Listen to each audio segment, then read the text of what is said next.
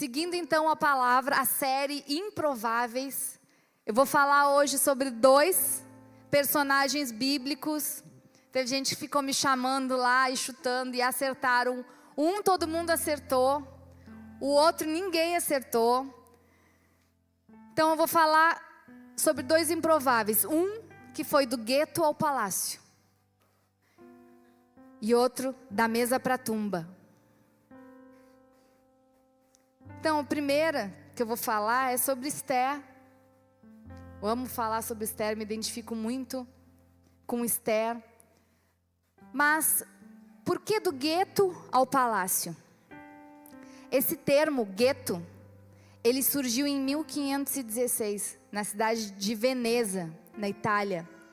As autoridades locais obrigaram a população judaica a viver confinada em uma área específica da cidade. Durante o Holocausto, os nazistas recriaram os guetos como instrumentos de controle. Eles eram bairros cercados, onde os judeus eram confinados em condições de extrema miséria, antes de serem deportados para os campos de concentração e extermínio. Então, trazendo esse contexto, eu quero voltar um pouquinho a falar da história dessa judia, vinda de um gueto. Por que de um gueto? Esse termo gueto surgiu tanto tempo depois.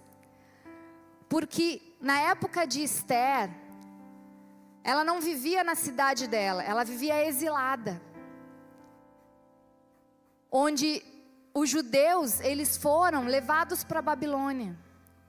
Então, Jerusalém, ela foi sediada, foi derrotada, foi destruída.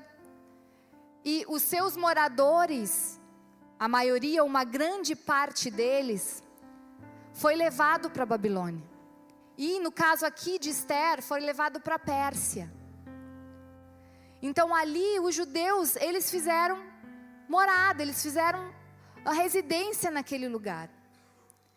Porém, naquela época, eles viviam como um povo que era desprezado, como um povo que não tinha valor, como um povo que foi levado para ali, para aquela região, inicialmente, como escravo. Muitos foram feitos eunucos, que é a castração. Muitos homens foram castrados para trabalhar no palácio. E eles foram obrigados a viver ali. Os judeus que viviam no Império Persa não tinham um nome que especificasse o bairro. Mais tarde, após a ascensão do islamismo e durante as dinastias islâmicas, esses bairros segregados e confinados passaram a ser chamados de Mahalé. Então era nesses bairros segregados que os judeus viviam. E foi daí que Esther saiu. Esther, ou melhor, Hadassa, uma jovem exilada do Império Persa, na cidade de Suzã. Ela cresceu ali.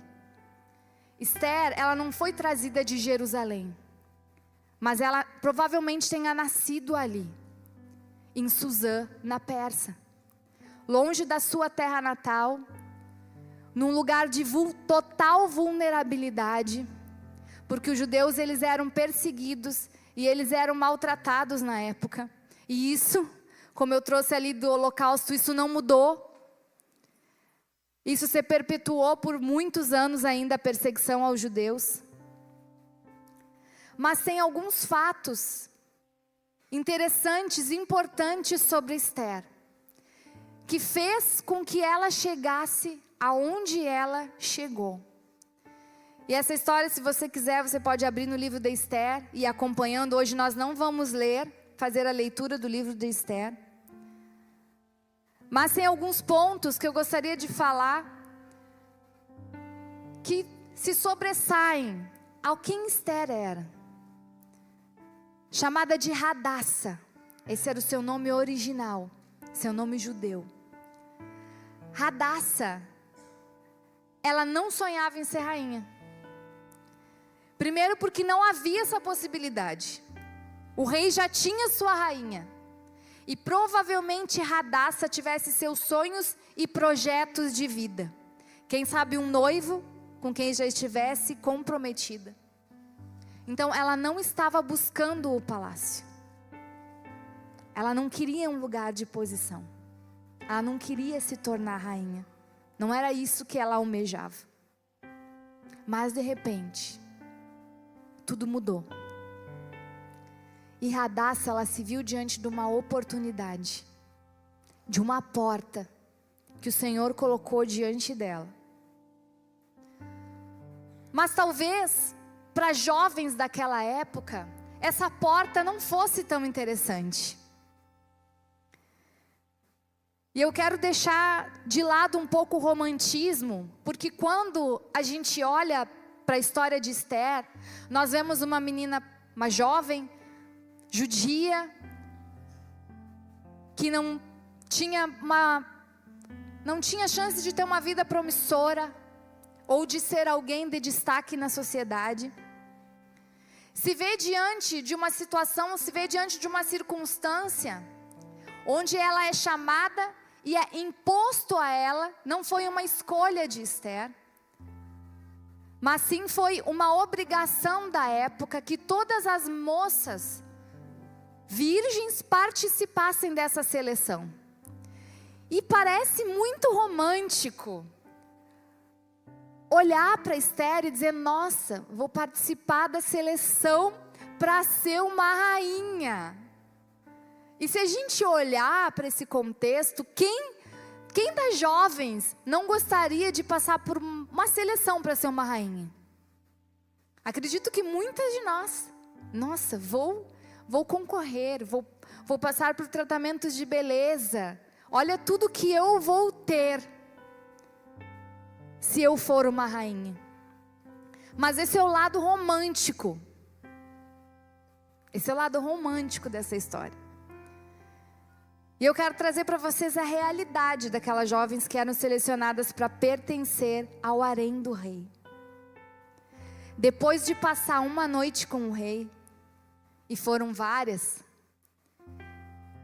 depois de passar a primeira noite com o rei, se elas não fossem escolhidas como rainha, essas jovens estavam destinadas a passarem o resto da vida encarcerada em um harém. E talvez nunca mais fossem chamadas outra vez à presença do rei, a não ser que o rei a chamasse pelo nome, porque eram muitas mulheres. E vocês imaginam o rei chamando: eu quero aquela, a loira. Não, é a morena. Não, aquela que tem o olho assim, tem o olho assim. Muitas mulheres. Então ela não voltaria a ver o rei, a não ser que fosse chamada pelo nome. E muitas vezes, em apenas uma noite, não havia dado tempo suficiente para essas mulheres conceberem, engravidarem. E isso é uma desgraça para elas, porque elas iam passar o resto da vida em um harém, sem descendência. E descendência, naquela época, era poder, porque havia uma hierarquia. E as mulheres que eram mães, elas eram tratadas de formas diferentes, elas passavam para outra parte do harém. E ali elas recebiam poder.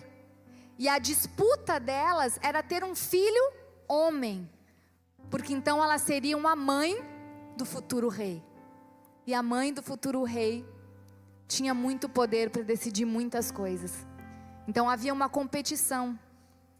E eu creio que Esther, diante dessa porta, dessa oportunidade, talvez de imediato ela não tenha visto isso como uma porta, ou como uma oportunidade. Talvez ela tenha visto isso como uma frustração, como um castigo, como uma prisão, como alguém que tinha sonhos e planejava um destino e planejava o seu futuro, e repentinamente a sua vida mudou. Repentinamente os seus sonhos foram jogados ao chão. repentinamente tudo mudou. Tudo aquilo que ela planejou tinha acabado, tinha terminado. E ela estava ali junto com outras moças para passar por um processo, sem saber o seu futuro, sem saber o que ia acontecer com ela. A Bíblia nos fala que Radassa era uma moça bonita e atraente, que impressionou o chefe dos eunucos. E ele providenciou que ela recebesse comida especial, tratamento de beleza, e a transferiu para o melhor lugar do harém. Esther, ou Radassa, ela achou graça diante dos olhos do eunuco. E Deus me falou profundamente sobre esse texto. Tem uma palavra que fala em Provérbios que o coração alegre, ele aformoseia o rosto. Então, com certeza, se Esther, ela encontrou admiração, se ela chamou a atenção do eunuco, foi porque ela decidiu encarar esse processo com alegria. Mesmo que não fosse o seu maior sonho, mesmo que não fosse o ideal, mesmo que não fosse aquilo que ela esperava. E Esther, ela tinha todos os motivos para ser uma pessoa triste e amargurada. E é por isso que eu me identifico com a história dela. Porque a Bíblia nos relata que Esther era órfã, de pai e de mãe. E quem criava ela era um primo, que a adotou como filha. Então a história de Esther era uma história sofrida. Uma história de quem perdeu a sua principal referência da sua família. De alguém que precisou viver de favor na casa de outro. Mas ela não deixou que essa situação fosse uma amargura para ela. Ela não deixou que isso trouxesse um peso sobre a vida dela. Que fizesse com que ela deixasse de sonhar. Por isso que Esther foi uma improvável. Outra característica de Esther é que ela não era precipitada no falar. Ela sabia ser discreta. Ela preservou a sua verdadeira identidade para revelar em um momento oportuno. Radassa era obediente e se tornou uma jovem sábia. Ouviu os conselhos do seu primo que a criou, mesmo depois de ter sido escolhida rainha. Esther, ela tinha tudo para dar errado. Mas a postura dela fez com que ela fizesse escolhas certas. A postura dela diante dessa situação fez com que ela fosse conduzida até o lugar de rainha. E muitas vezes a vida vai nos colocar em situações que vão fugir do nosso controle. Nós não escolhemos as circunstâncias que vão nos acontecer. A nossa vida está estável, mas de repente tudo pode mudar. E é nesse momento que nós revelamos quem nós somos e aonde a nossa fé está colocada. E a postura de Esther fez toda a diferença. No momento que ela encarou o processo, no momento que ela olhou com bons olhos aquilo que ela estava vivendo, no momento que ela enxergou uma porta que não era a porta que ela queria. E quantas vezes portas se abrem diante de nós que não é a porta que nós queríamos. Muitas vezes nós vamos passar por processos que não são processos que nós gostaríamos de passar.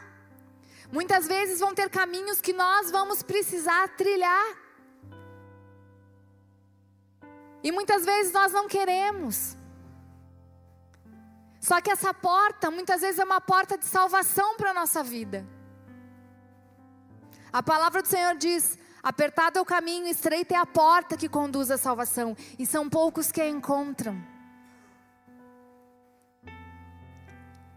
Esther viu nessa porta que poderia ser uma frustração, uma oportunidade. E hoje eu te faço a pergunta: Que portas estão se abrindo diante de ti? Que situações o Senhor tem colocado diante de ti? Que para ti pode estar sendo uma frustração, uma decepção, uma perda de um sonho.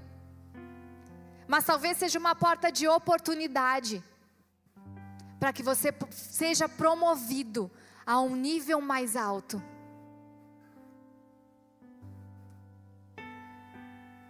Eu gosto muito de Davi, porque Davi, ele fez do gigante dele a sua promoção. O gigante foi a promoção de Davi. Porque quando Davi venceu o gigante, ele foi promovido. Ele casou com a princesa, ele se tornou o genro do rei. A sua casa foi abençoada, porque a sua família não precisou mais pagar impostos. O que Deus tem colocado diante de ti? Esther soube se posicionar em fé, diante do decreto de morte contra seu povo, mesmo colocando a sua vida em risco. Sob pressão, Esther não se revoltou contra Deus, mas se colocou no altar de sacrifício. Quando estamos sob pressão, quem nós somos? Quem nós revelamos quando nós estamos sob pressão? Talvez tu seja uma pessoa improvável, assim como eu, assim como Esther. E eu gosto de usar o meu testemunho porque eu não tinha nada para dar certo. Aos 13 anos eu perdi o meu pai e a minha mãe, num acidente de carro. Eu passei a morar com os meus avós. Não foi uma fase fácil, eu fugi de casa. Essa semana eu ainda falava para um pessoal aqui na igreja que quando eu fui fazer a minha carteira de identidade, eu já era casada. E eu não conseguia mudar a minha carteira de identidade. E aí eles disseram assim: moça, tem alguma coisa relacionada à tua pessoa e tu precisa ir na delegacia. Eu digo, mas gente, eu pensando no que eu fiz no verão passado, que o meu passado me condenava. Gente, o que eu fiz? Que eu vou ter que ir na polícia agora para me justificar que nem a minha identidade eles querem liberar. Aí eu cheguei lá na polícia e disse, moça, eu vim aqui, não consigo fazer minha identidade. Eles falaram que eu tenho que passar aqui. Louca de medo, né? E ele, não, moça, que a senhora foi dada como desaparecida. Eu, como assim? Eu tô aqui, moça, eu não tô desaparecida. E maior foi a minha indignação, porque eu olhei para ele, faziam 10 anos do boletim de ocorrência, que eu fugi de casa e o meu avô deu parte minha. Eu botei as coisas numa mochila e fui embora. E o meu avô deu parte minha, eu não voltei mais. Eu me escondi na casa de uma tia que me acobertou. A gente sempre tem uma tia da oposição, né? Eu fui na tia da oposição que me acobertou. E aí eu cheguei lá. A minha indignação foi tanta que eu perguntei para ele assim, ó, e vocês não me procuraram? Faz 10 anos que eu estou desaparecida, vocês não me procuraram? A gente ri, mas é de chorar, gente. Ninguém me procurou. Eu não tinha nada para dar certo.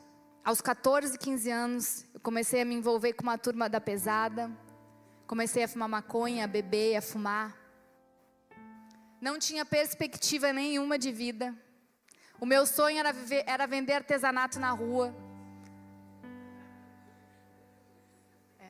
Meu sonho era vender artesanato na rua. Achava lindo, maravilhoso, era meio hippie, sei lá.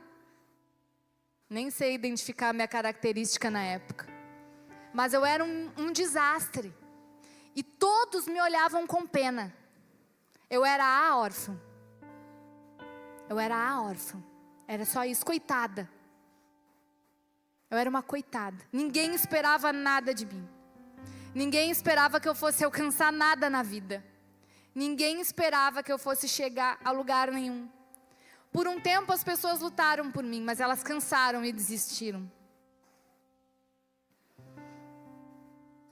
Mas aí Deus me mandou um anjo. Está lá em Santos agora. E aí, Jesus usou ele para me resgatar e para me trazer de volta para o caminho. Mas depois que a gente começou a igreja aqui, que nós começamos a pastorear, teve uma pessoa que chegou, olhou bem no fundo do meu olho, uma pessoa que me conhecia de muitos anos e conhecia a minha história. E ela disse assim: mas tu, hein? Quem diria tu, hein? Eu nunca esperava que tu fosse chegar onde tu chegou. Mas é isso que Deus faz. Deus escolhe os improváveis. Deus escolhe os que nada são. Deus nos tira do lixo. Deus nos tira do monturo do pecado. E Ele nos coloca em lugar, em posição de honra. E foi assim com Esther. E é assim com a vida de cada um de nós. Esther, ela recebeu o dom da beleza. Foi o que o Senhor deu para ela. E ela soube cultivar isso. Porque com certeza Esther, para ela ter achado graça, ela se cuidava. Ela cuidava do dom que o Senhor deu para ela. Aquilo que ela havia recebido com alegria. E todos nós somos agraciados pelo Senhor com um dom. Todos nós somos agraciados pelo Senhor com algo belo, que está escondido como um tesouro dentro dos nossos corações. Mas nós precisamos cultivar, porque no momento certo e o oportuno, o Senhor vai fazer com que esse dom ele brilhe e glorifique o Senhor diante dos homens. Esther aceitou o processo e ela se preparou. E Deus colocou pessoas na vida dela. Deus colocou Mardoqueu, que era um primo, que cuidou dela como filha, que aconselhou ela.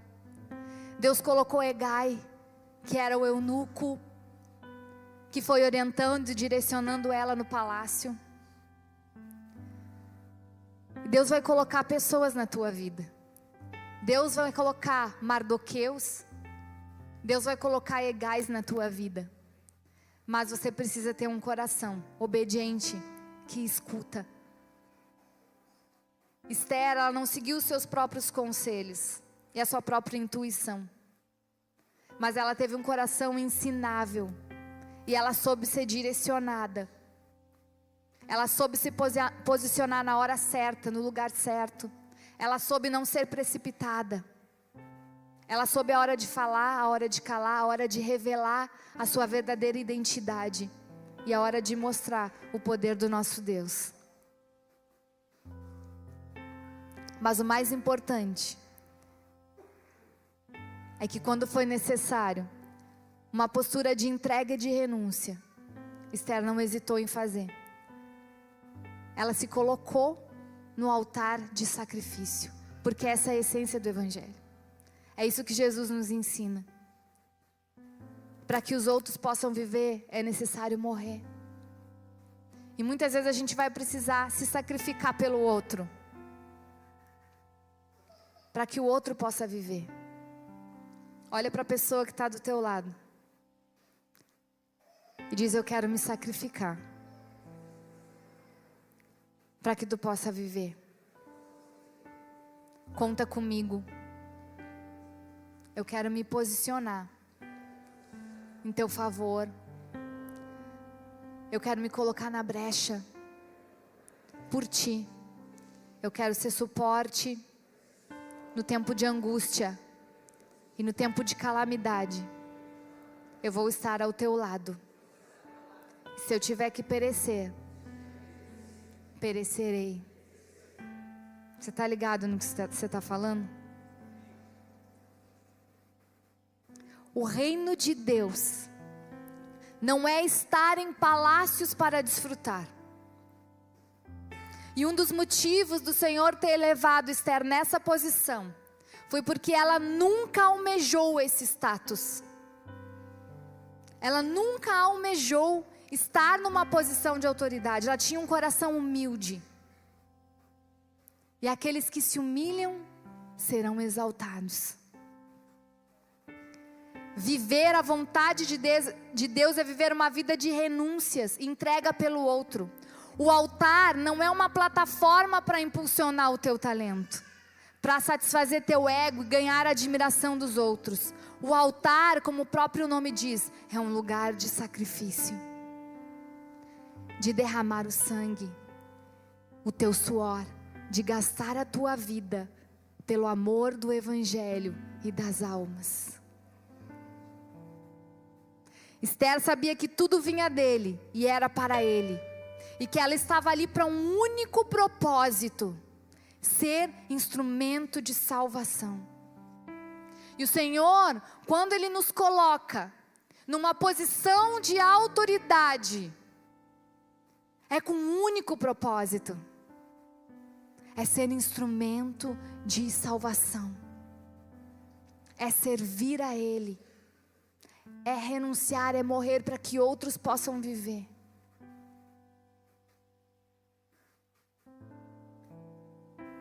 Deus vai te levar do gueto ao palácio, se você tiver um coração que é segundo o coração do Senhor, para que o nome dEle seja exaltado. Porque se roubarmos a glória do Senhor, Ele vai nos fazer que nem Nabucodonosor, que viveu 7 anos pastando capim como os animais do campo.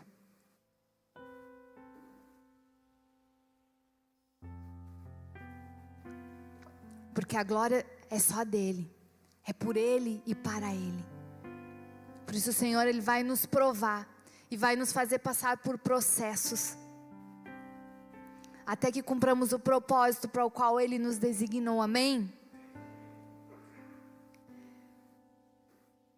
Eu quero passar agora para o próximo improvável.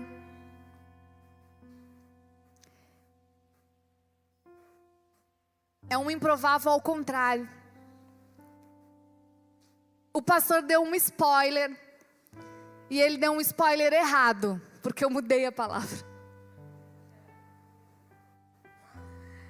Eu mudei a palavra. O Senhor me ministrou muito durante esses últimos dias, na verdade de ontem, sexta para cá eu acho. Já estava com a palavra praticamente pronta. E aí eu disse: Senhor, realmente, eu ia falar sobre Pedro, como o pastor colocou ali. Eu disse: Senhor, realmente tu queres que eu fale sobre Pedro? E aí Deus me falou sobre outro discípulo, sobre Judas. Por isso que o título dizia: da mesa à tumba. Judas, um dos discípulos de Jesus. E eu quero trazer alguns fatos importantes sobre Judas, que Deus ministrou muito o meu coração, sobre esse discípulo aqui, na posição que ele estava, na mesa, e o fim que ele teve, que foi um fim de morte. E todos nós aqui, nós estamos numa posição de discípulos. Mas o fato de estarmos na mesa com Cristo não nos torna imunes a um final trágico, como teve o de Judas. Porque Deus nos deu o livre-arbítrio. E o Senhor coloca escolhas diante de nós. E Judas era um cara que tinha tudo para dar certo. Por isso que ele era improvável. Tudo para dar certo. Era improvável que desse errado. Era improvável que desse errado. Vocês entendem? Como um cara que anda com Jesus, que ouve os ensinamentos de Jesus, que foi discipulado como todos os outros. Não tinha como dar errado, gente. Mas deu. Judas era um dos escolhidos por Jesus. um dos discípulos que andou com Cristo, ouviu seus ensinamentos, foi ministrado pelo nosso Senhor Jesus, mas ao final traiu Jesus. E me vinha esse questionamento e algo me incomodava, porque eu pensava assim, é improvável que isso acontecesse com alguém que foi escolhido por Deus. Improvável, não tem lógica. Deus chamou, Deus capacitou, ele teve a oportunidade de caminhar com Jesus. E no momento crucial ele revelou o seu verdadeiro coração.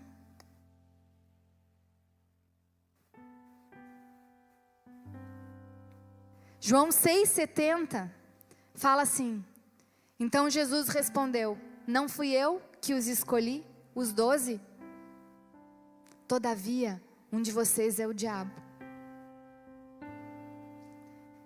Que forte, né? O fato de sermos cristãos, andarmos com Jesus, estarmos servindo a Ele, vir à igreja todo domingo, não nos torna imunes a cometer erros. 1 Coríntios 10, 12 nos fala assim: aquele que julga estar firme, cuide-se para que não caia.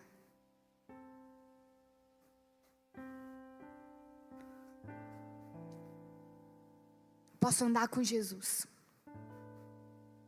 posso sentar na mesa com Jesus, mas se eu não tiver um coração ensinável, se eu não me permitir ser transformado, isso vai me levar a cometer muitos erros.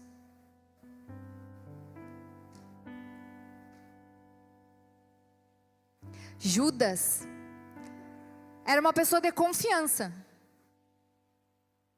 Ele era o responsável pela bolsa de dinheiro. Quero que você abra em João 12, versículo 4.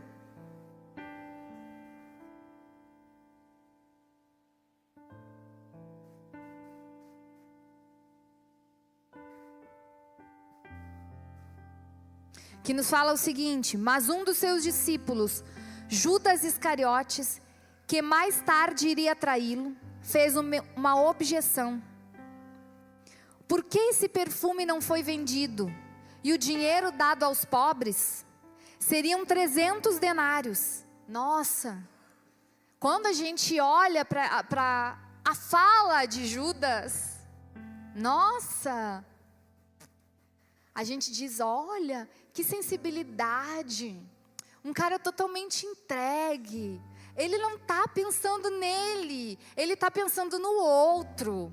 Realmente, é um desperdício esse vidro de perfume derramado aos pés de Jesus. Que desnecessário. A gente podia ajudar os pobres, a gente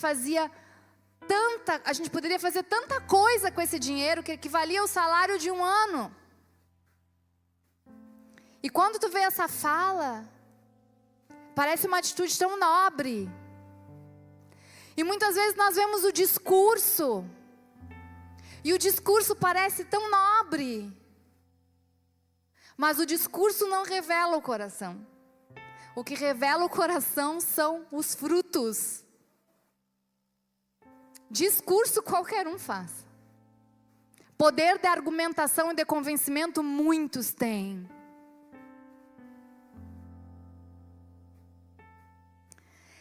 Ele não falou isso, aqui diz a palavra, por se interessar pelos pobres, mas porque era ladrão.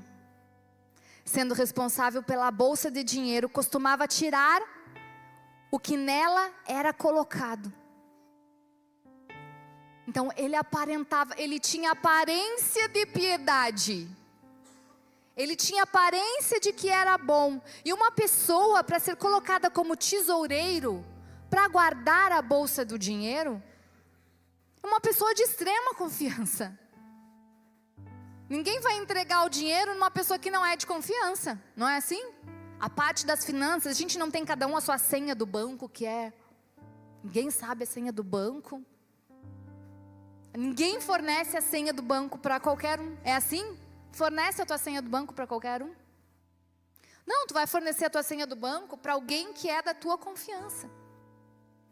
Judas era, ou aparentava, diante dos outros, ser uma pessoa de extrema confiança. Quem vai duvidar do tesoureiro? Cadê os tesoureiros aqui da casa? Carol.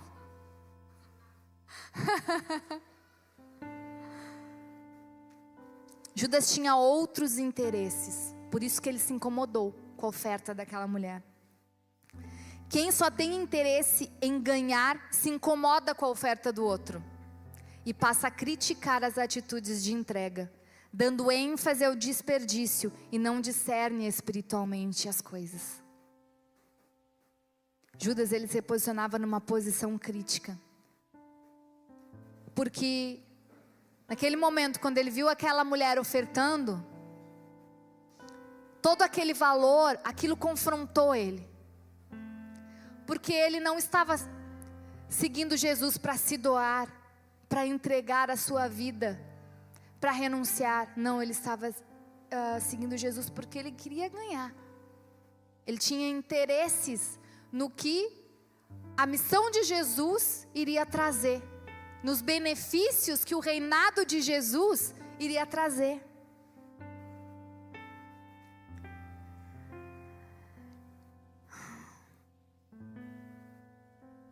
Primeira Coríntios 2,14 diz: o homem natural não compreende as coisas do Espírito de Deus porque lhe parecem loucura, e não pode entendê-las porque elas se discernem espiritualmente. E Judas, ele estava preso no natural, só no que ele conseguia ver. Ele não conseguia discernir as coisas espirituais. Em nenhum momento ele conseguiu discernir a missão de Jesus e o verdadeiro sentido, a verdadeira essência do Evangelho. Judas, ele aceitou o chamado de Jesus visando no que ele iria ganhar, nos benefícios e no lucro que o reinado de Cristo na terra iria lhe trazer. Quando percebeu que a ascensão de Cristo como rei não iria acontecer como ele esperava, decidiu usar a situação para obter lucro para si. Em Mateus 26, versículo 14 diz: então, um dos 12, chamado Judas Iscariotes, dirigiu-se aos chefes dos sacerdotes e lhes perguntou: o que me darão se eu entregar a vocês? Se eu o entregar a vocês? E fixaram-lhe o preço, 30 moedas de prata. Jesus anunciou a sua morte aos seus discípulos, eu acredito que pelo menos umas 3 vezes que eu vi na palavra ali. Não sei se eu estou certa, Mateus. Acho que foi mais ou menos isso aí. Jesus falou para os seus discípulos: eu vou morrer, eu vou ser perseguido, vou ser maltratado. Jesus falou para ele o que ia acontecer. E Judas, porque tinha intenção e motivação no coração de ter um status ou de ter uma posição no reinado de Jesus. Poxa, Jesus vai derrotar os romanos, nós vamos estabelecer aqui o reinado de Cristo, e eu vou ter uma posição de governo. Quem sabe eu vou ser um dos governantes, ou da Judéia, ou de alguma outra região, quando o governo de Cristo se estabelecer. Quando Judas entendeu que o que ele esperava do reino não ia acontecer, que ele não ia ter uma vantagem, que ele pensou: poxa, não vai dar nada, Jesus não vai, não era o que eu imaginava. O reino não era o que eu imaginava, o que Jesus vai fazer não era o que eu imaginava. Judas era um revolucionário. Porque tem a história, se a gente for pesquisar, que ele provavelmente era um dos zelotes que buscava uma revolução, uma revolta dos judeus contra Roma. Então, quando Judas viu que ele não tinha nada para ganhar, ele decidiu ganhar de outras formas e buscar outros meios para tirar vantagens de Jesus. E Judas usou Jesus para tirar vantagens, para tirar benefícios, para lucrar com algo. E almejar uma posição no reino não é ruim.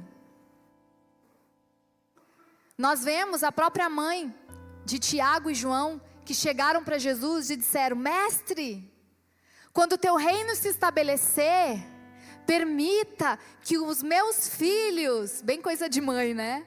Sente um à tua direita e um à tua esquerda. Ela queria garantir a posição dos filhos ali. Não, já vou garantir com Jesus. De repente ela se sentiu na intimidade. Imagina, de chegar para Jesus e dizer assim: Ei, meus filhos, mimosinho, tesourinho da mamãe. Eles quero que sente um na tua direita e outro à tua esquerda. Então, eles tinham expectativas, eles tinham ambições. Mas o coração deles precisou ser tratado, alinhado, entender o propósito, entender a missão de Cristo. Que o reino não era um reino natural, mas era um reino espiritual.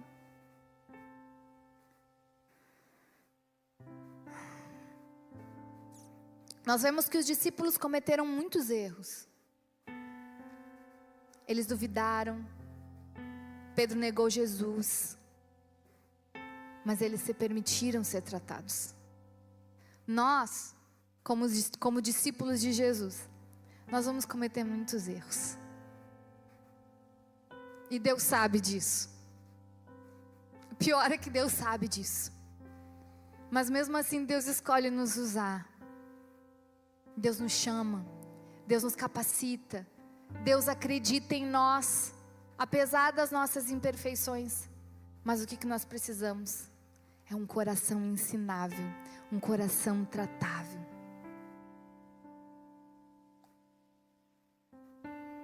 Judas comeu do prato de Jesus.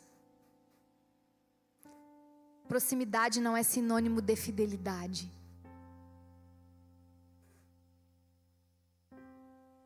Porque falta entendimento.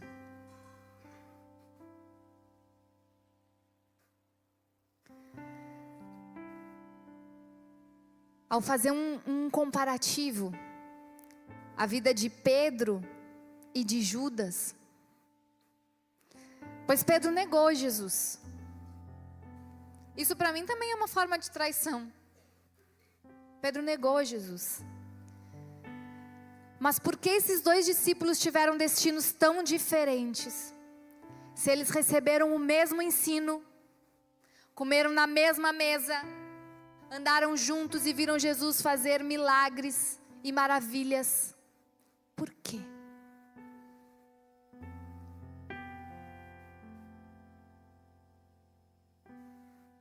E essa era uma pergunta que me incomodava. Porque hoje nós estamos aqui como discípulos. Mas as nossas escolhas vão fazer que nós terminemos ou como Judas ou como Pedro. Nós estamos comendo na mesma mesa. Todos estão recebendo a mesma palavra. O mesmo ensinamento. E isso enchia o meu coração de temor. Porque mostra o quanto nós somos vulneráveis.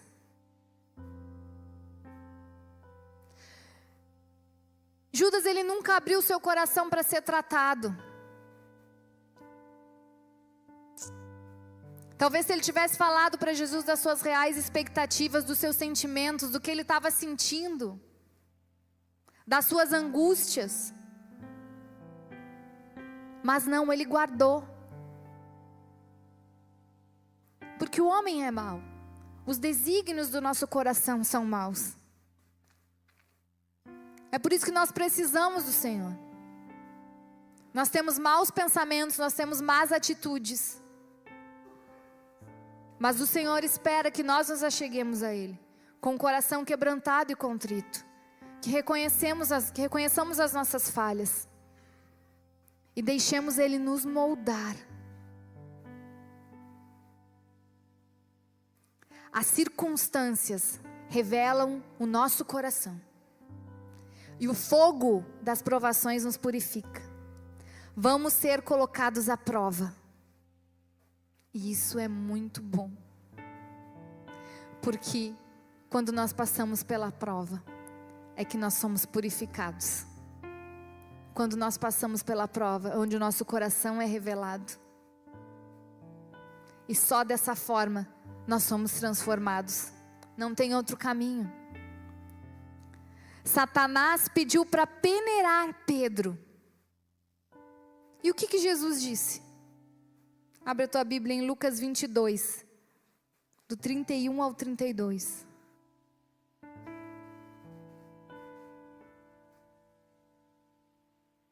Satanás pediu para peneirar Pedro. Eu quero peneirar esse cara. Vamos ver se esse cara é dos bons. Vamos ver quem é esse cara aí.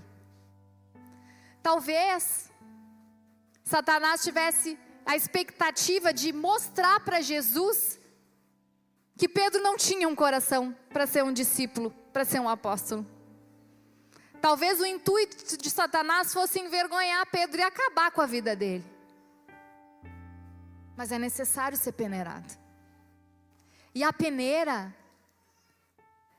ela é o último processo da separação, do preparo do trigo.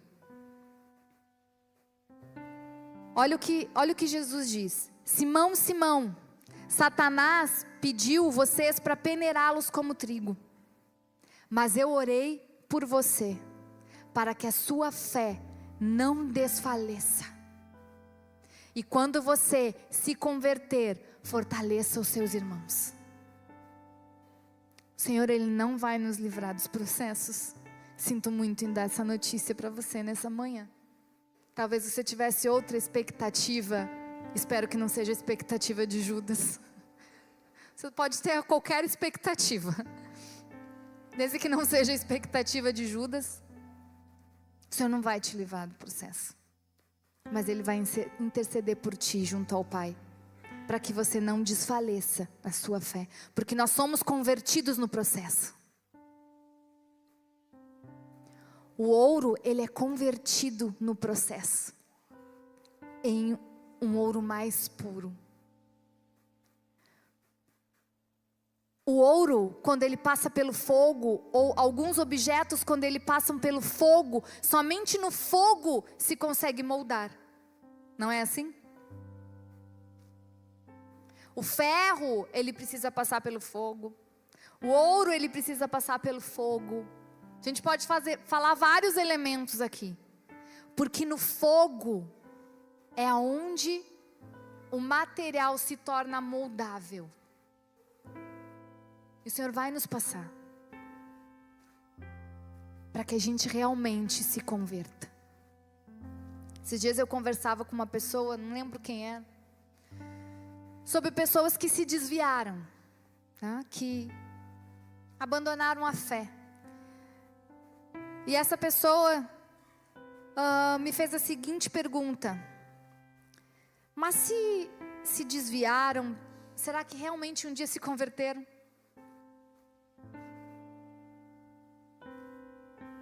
Porque Jesus está falando isso aqui para Pedro depois de anos de caminhada. Anos de caminhada. Então uma pessoa pode andar anos com Jesus, pode viver uma vida dentro da igreja e não se converter. Jesus está dizendo isso aqui. Tu já andou comigo, eu te ensinei, eu te mostrei o caminho, mas agora tu vai passar pela peneira. E quando tu te converter, fortalece os teus irmãos. A diferença entre a traição de Judas e a negação de Pedro é na motivação do ato. É a motivação do coração e a postura adotada após a falha. Judas, ele premeditou. Ele foi impulsionado pela ganância, pela malícia. Seu coração não havia sido transformado. E depois da traição, Judas, ele sentiu remorso, mas não arrependimento. E aí ele tirou a sua própria vida. Por isso que ele saiu da mesa para a tumba. A última vez que Judas viu Jesus, acredito, ou teve contato com ele, foi na mesa, onde Jesus disse: aquele que eu der um pedaço de pão é o que vai me trair. E Jesus deu o pão para Judas. Dali ele saiu e foi fazer o que era necessário para que se cumprisse as profecias. Depois dali, ele foi rumo ao suicídio.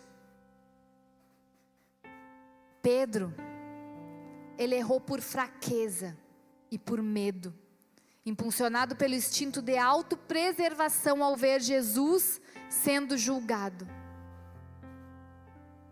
Mas no momento que ele reconheceu, ele se arrependeu. E ele voltou para Cristo. Não há morte para nós quando nós nos voltamos para Cristo. Muitas pessoas erram e se afastam. Só que não é isso que Deus quer. Deus quer que quando tu erre, tu te volte para Ele.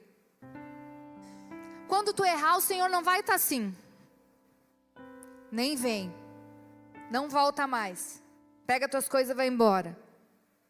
Não, Jesus não faz assim. Quando nós erramos, Jesus está que nem o pai do filho pródigo, nos esperando voltar, todo sujo, mulambento. E Ele nos abraça.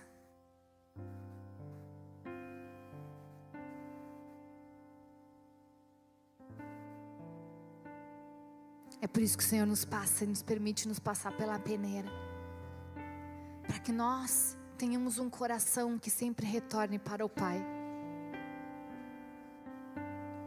um coração que se volte para Ele.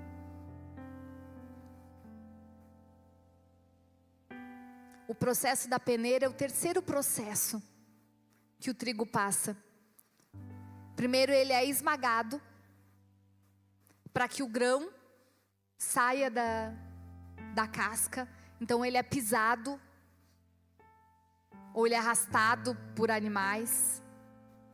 Depois ele passa pelo processo de ventilação.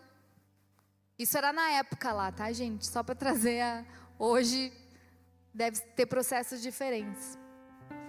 Ele passa pela ventilação.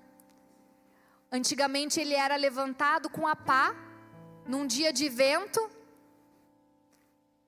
e as folhas o vento levava, e o trigo pesado caía de volta no chão. E o último processo é a peneiração, que era um processo onde ele era colocado em uma peneira e sacudido de forma violenta. Sacudido de forma violenta. E aí caíam as pedras, as impurezas e o joio que estava misturado no trigo. Então o Senhor, Ele nos sacode com violência. Ele nos sacode, porque nesse processo de nos sacudir, as impurezas vão saindo do nosso coração.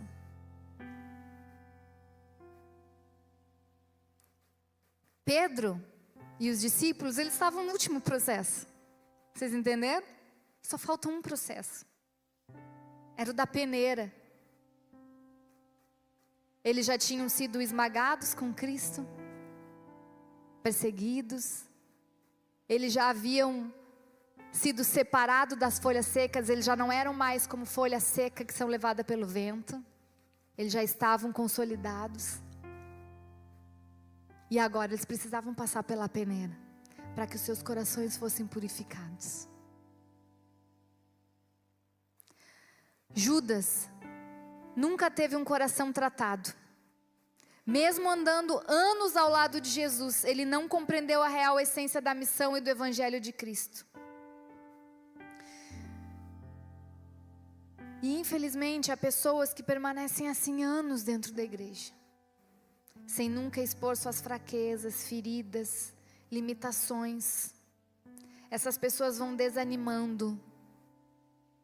E ao longo do caminho, quando se deparam com o evangelho de cruz, colocam as suas expectativas em homens, em um ideal de evangelho que não é bíblico, esperam ganhar a vida e não doar a vida.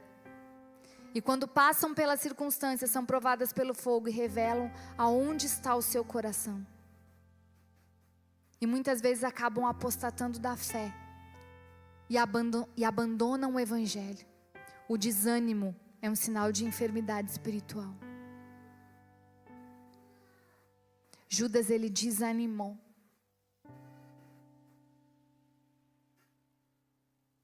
Ao longo do caminho. As suas expectativas foram frustradas no que ele esperava do evangelho.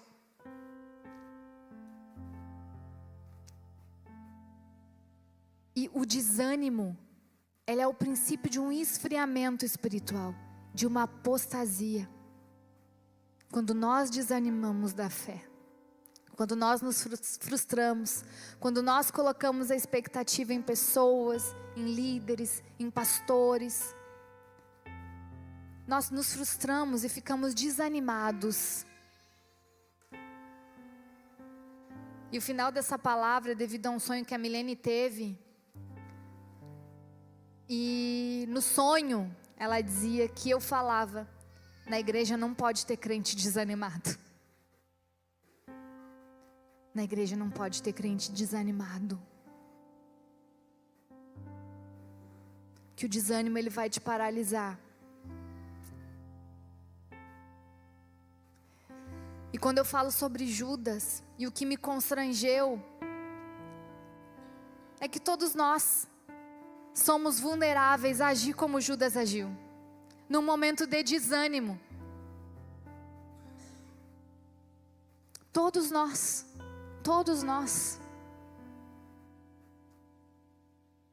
Porque quando nós desanimamos da fé, quando nós nos frustramos, quando nós nos decepcionamos com ministérios, com pessoas, com situações, com expectativas que nós colocamos no que Deus vai fazer,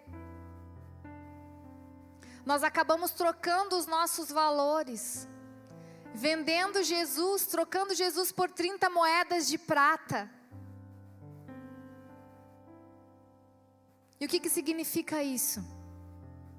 Que eu não estou dando o valor que Jesus merece na minha vida, que eu estou colocando Ele em segundo plano, que eu mudei as minhas prioridades.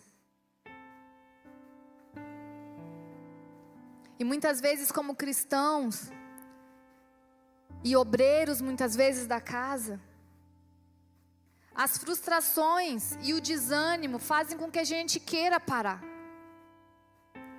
E muitas vezes nós dizemos: eu vou viver a minha vida. E o desânimo, ele bate na porta de todos nós. Eu vou viver a minha vida, eu vou trabalhar, eu vou construir a minha casa, eu quero ficar na minha. É eu e Deus aqui, e eu não quero mais nada, não tenho mais ambição no reino, não quero mais viver igreja, não quero mais participar de nada. Só quero ficar no meu canto, estou desanimado. E essa é a porta que o diabo usa para nos tentar. Esses dias eu dizia para o pastor: eu só queria ter uma vida normal. Só queria ter uma vida normal. Eu queria chegar a trabalhar, chegar do trabalho, sentar, tomar o meu chimarrão, o meu café, e não ter que pensar em nada, nem me preocupar com nada, só no dia de amanhã. O desânimo bate na nossa porta quando nós nos frustramos, quando nós nos decepcionamos, quando nós colocamos a expectativa no lugar errado. O que é a frustração? O desânimo. Quando nós colocamos a expectativa no lugar, na pessoa errada, nas coisas, ao invés de colocar a nossa expectativa em Deus.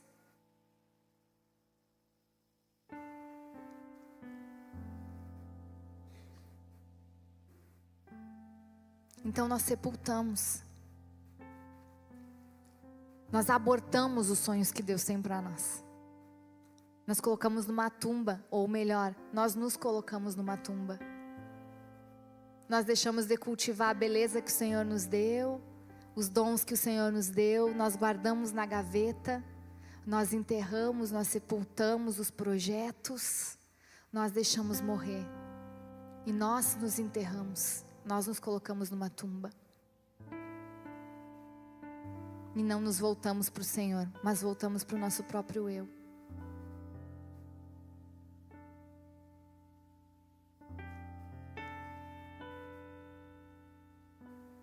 aquele que está de pé, cuide-se para que não caia. Tem um louvor que tem falado muito ao meu coração. E eu vou pedir para os guris prepararem o louvor aí. Vou colocar ele. Porque esse louvor, ele nos traz um entendimento. Segura só um pouquinho, tá, Carol? Esse louvor, ele nos traz um entendimento e ele revela o que pode estar errado no nosso coração. E muitas vezes nós desanimamos na caminhada com Cristo. Nós desanimamos na nossa fé. Nós perdemos a esperança. Nós não vemos as promessas do Senhor se cumprir. E nós vamos perdendo o brilho no nosso olho. Muitas vezes as portas de oportunidade que o Senhor coloca na nossa vida, nós vemos como martírio, nós vemos como um caminho de sofrimento. E nós não valorizamos o processo. E é no processo que nós somos transformados.